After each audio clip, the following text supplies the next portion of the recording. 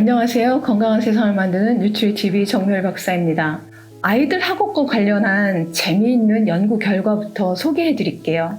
1979년부터 1983년에 이르는 약 4년여 기간 동안 미국 뉴욕시에 있는 공립학교 803곳에 다니고 있는 80여만 명의 아이들을 대상으로 연구를 수행했습니다.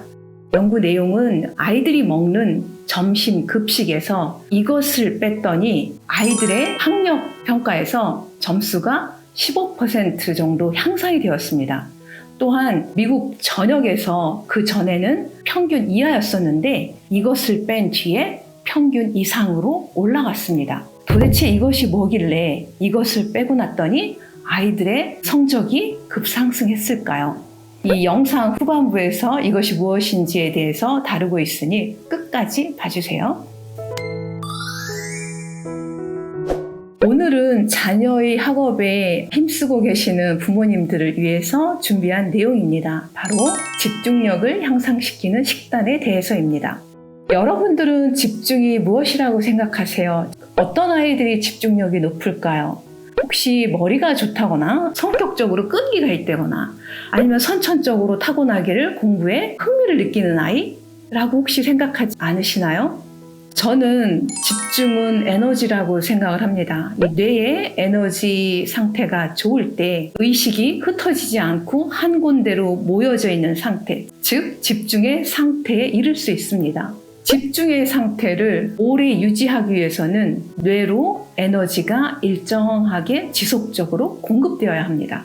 자녀분들 중에 밥을 먹으면서도 가만히 있지 못하고 일어나서 여기저기 돌아다닌다던가 또 물을 엎어버린다던가 또 중고생 자녀분들 중에 공부를 한다고 책상에 앉은 지 얼마 안 된 것 같은데 어느새 보면 멍 때리고 있다던가 스마트폰에 빠져 있다던가 이런 자녀를 보시면 여러분들 마음은 어떠세요? 속에서 뭐가 욱하고 올라오셔서 화를 낸다거나 또는 잔소리를 하신다던가 하실 수 있겠죠. 저 같은 경우는 좀 짠한 마음이 올라왔습니다.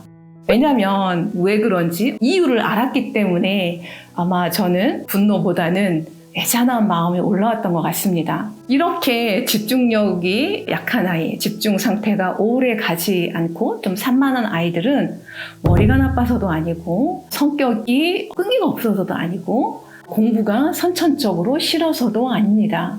바로 뇌가 오래 집중할 수 있는 에너지가 부족하기 때문입니다. 뇌는 혈당, 즉 포도당을 에너지원으로 사용합니다. 포도당은 크기가 작아서 뇌를 둘러싸고 있는 혈액, 뇌 장벽을 통과해서 뇌세포의 에너지원으로 사용이 됩니다. 뇌가 높은 에너지 상태를 유지하기 위해서는 뇌의 에너지원인 혈당이 일정하게 유지되어야 합니다. 혈당이 너무 낮아도 너무 높아도 우리의 뇌는 집중할 상태가 아닙니다. 뇌가 잘 집중할 수 있는 혈당 구간이 있습니다. 대략 혈당 120에서 한 80 정도. 이 구간을 뇌가 집중할 수 있는 에너지 존이라고 볼 수 있습니다.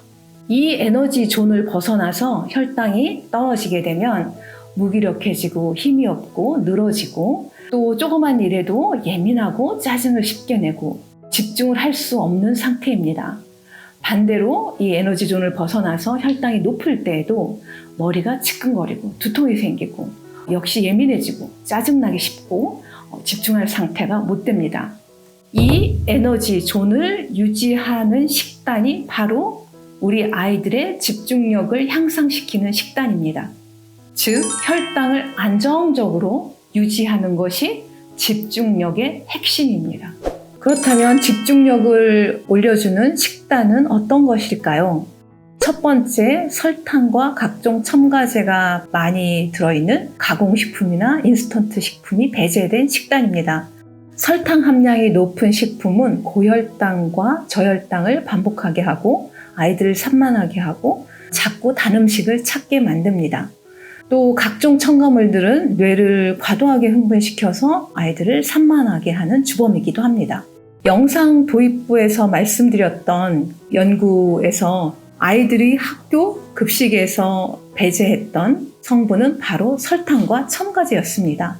이 한 끼 점심 식사에서 설탕과 첨가제만 뺐을 뿐인데도 아이들의 학력 평가에서 15% 향상되었다는 것은 그만큼 음식이 아이들의 집중력 유지에 중요하다는 것을 의미합니다. 집중력을 올려주는 식단 두 번째는 흰 빵, 떡, 면 같은 정제 탄수화물이 최소한으로 포함된 식단입니다. 흔히 아침에 하얀 밥을 국에 말아서 주기도 하고요. 또 흰 식빵에 딸기잼을 발라서 주기도 하고요. 우유에 시리얼을 타서 주기도 하죠. 많은 어머니들이 직장 생활을 하시고 또 아침에 아이들 깨워서 준비시키려면 시간이 촉박하죠.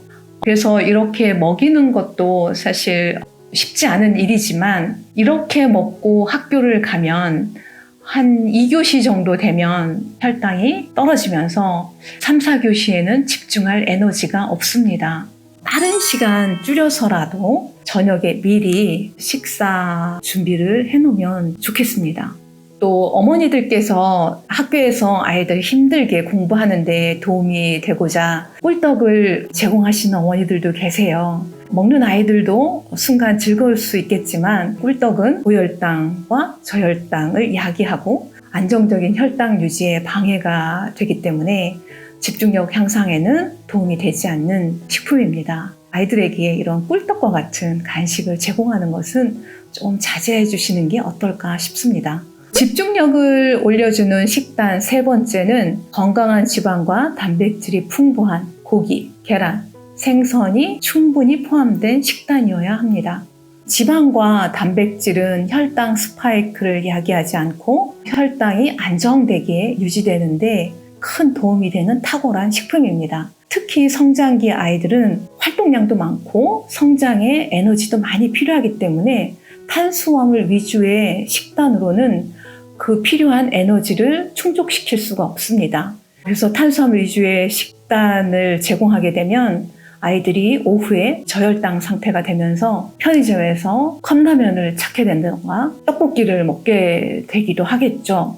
또는 각종 에너지 음료, 또 설탕이 많이 들어간 청량 음료 이런 것들을 찾게 될 수 있습니다.